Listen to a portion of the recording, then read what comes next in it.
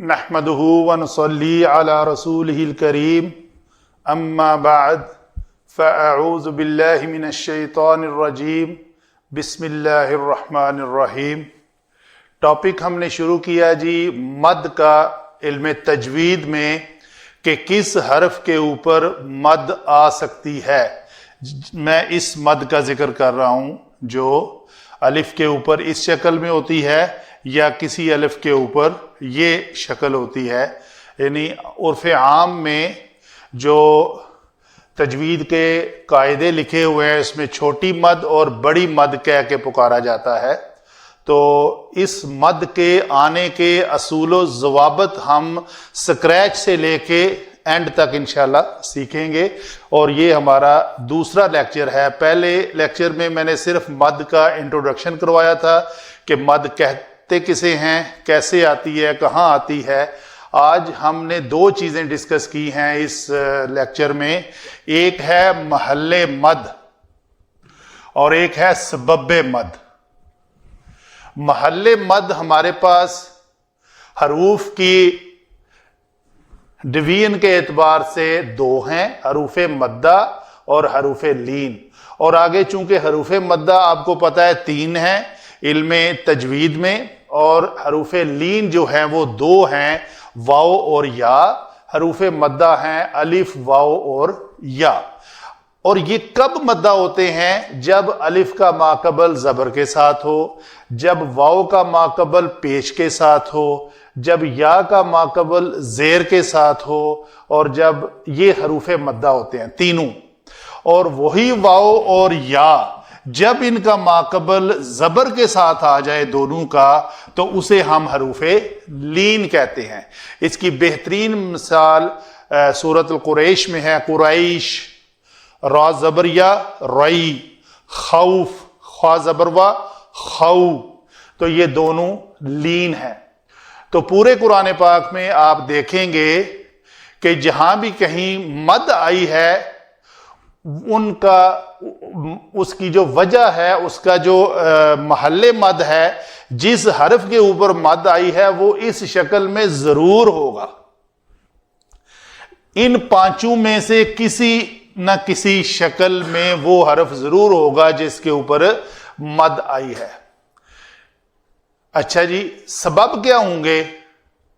یہ لفظ واو لین کی شکل میں ہمارے پاس آ گیا یا الف مدہ کی شکل میں آ گیا، لیکن کیا اس کے بعد کوئی سبب مد ہے تو اوپر مد لکھی جائے گی؟ تو سبب مد کیا ہیں؟ اس کی 2 قسمیں ہیں، ایک ہے حمزہ اور دوسرا ہے سکون۔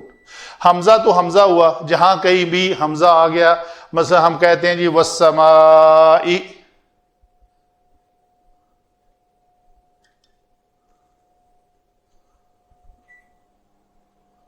السماء، یہ وجہ ہے یہاں پہ یہ مد لکھی ہوئی ہے، یہ حمزہ۔ اگر یہ حمزہ نہ ہوتا تو یہاں پہ اس الف کے اوپر مد نہ ہوتی، تو یہ ہوا حمزہ۔ سکون، سکون بعض اس جزم کی شکل میں اور بعض گول دائرے کی شکل میں تھوڑی سی چونچ ہوتی ہے، یہ دونوں لکھنے کے طریقے ہیں۔ اس کو سکون کہتے ہیں۔ کسی حرف کے اوپر اگر سکون آ جائے، ساکن حرف ہو جائے، کب؟ ان 5 کنڈیشنز کے بعد اگر کوئی حرف ساکن ہو جائے تو ساکن 2 قسم کے ہوں گے۔ ایک ہے سکون لازمی جو وقف اور وصل میں سکون ہی رہے، وہ کیا ہے جی؟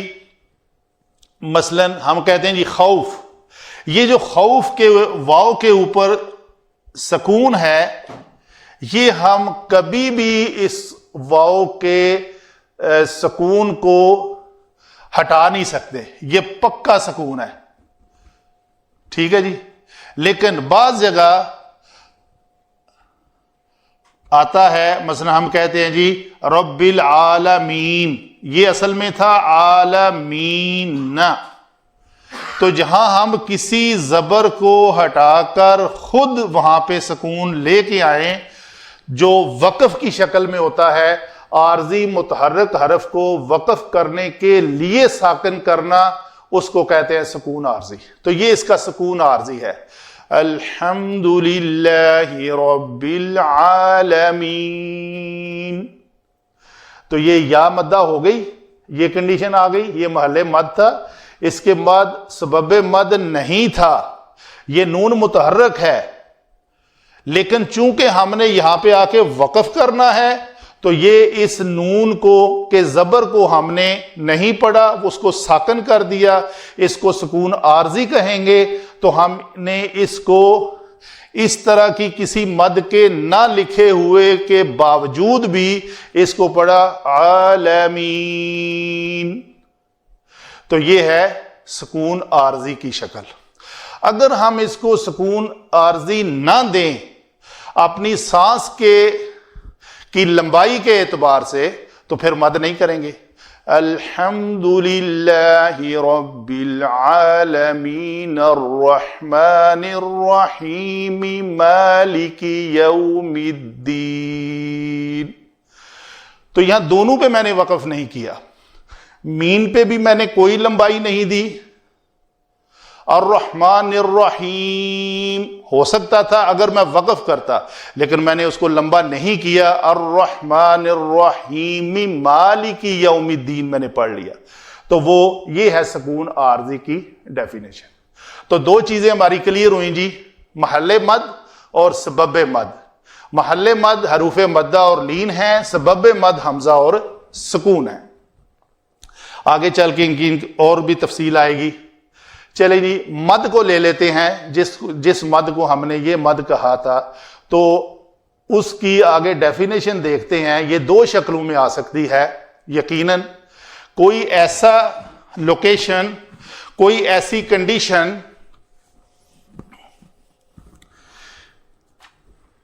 مثلا میں لکھتا ہوں جی او تی نا، اور یہاں پہ میں لکھتا ہوں ما ادراک.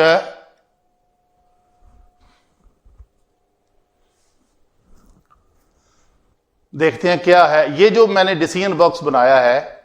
کیا حروف مد یا لین کے بعد سبب مد موجود ہے؟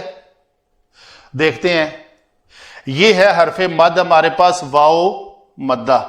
تو واو مدہ کے بعد سبب مد میں سے حمزہ یا سکون یہاں پہ موجود نہیں ہے. جی جواب ہے سبب مد نہیں ہے. تو اگر نہیں ہے تو اس کو ہم کہیں گے مد اصلی. تو مد اصلی کی ڈیفینیشن دوبارہ میں نے لکھی. اگر حرف مدہ کے بعد مد کا کوئی سبب پایا جائے، اگر حرف مدہ کے بعد مد کا کوئی سبب نہ پایا جائے، یہ لفظ نہ مس ہے یہاں پہ، تو اس مد کو مد اصلی، طبعی یا ذاتی، مختلف کتب، مختلف علماء نے اپنی اپنی رائے کے مطابق ان کو نام دیے ہوئے ہیں، تو اس کو مد اصلی کہتے ہیں. مثال اس کی یہ ہے اوتینا. اس مد کی مقدار ایک الف کے برابر ہوتی ہے، تو اس کو ہم الف پیش واو او تی نا بس، اس سے لمبا نہیں کر سکتے کسی بھی شکل میں. تو اس کو کہتے ہیں مد اصلی. تو اگر یہ تو ہوئی بات کہ حروف مدہ یا لین کے بعد سبب نہیں ہے تو یہ مد اصلی ہو گئی. اگر سبب موجود ہے، سبب ہے، تو پھر کیا ہوگا؟ اس کو کہیں گے ہم مد فرعی. مد فرعی کی ڈیفینیشن پھر لکھی میں نے کہ اگر حروف مدہ یا لین کے بعد سبب پایا جائے تو اس کو مد فرعی کہیں گے. تو یہ مد فرعی کی آگے کچھ اقسام ہیں. یہ دیکھیں یہ مد فرعی ہوگی.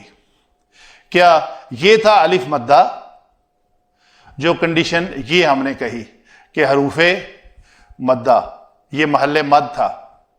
اس کے بعد آپ نے نوٹ کیا کہ یہ حمزہ جو ہے، یہ لکھنے میں حمزہ اس طرح الف کے اوپر زبر ہو تو اس کو حمزہ کہتے ہیں. تو یہ حمزہ چونکہ موجود ہے تو ہم نے کہا اس کے اوپر مد لکھ دی جائے، تو اس کو کہتے ہیں مد فرعی. تو یہ ہوگی مد فرعی. آگے ہم انشاءاللہ نیکسٹ لیکچر میں مد فرعی کی اقسام لے کر چلیں گے کہ مد فرعی میں ہم نے کہا کہ اگر حروف مدہ یا لین کے بعد سبب پایا جائے. اچھا سبب کون سا پایا جائے, حمزہ یا سکون؟ تو پھر آگے ہم چلیں گے مد فرعی کے بعد سبب مد حمزہ ہے تو بات اور ہوگی, سکون ہے تو بات اور ہوگی. یہ انشاءاللہ ہم نیکسٹ لیکچر میں کریں گے. وما علینا الا البلاغ.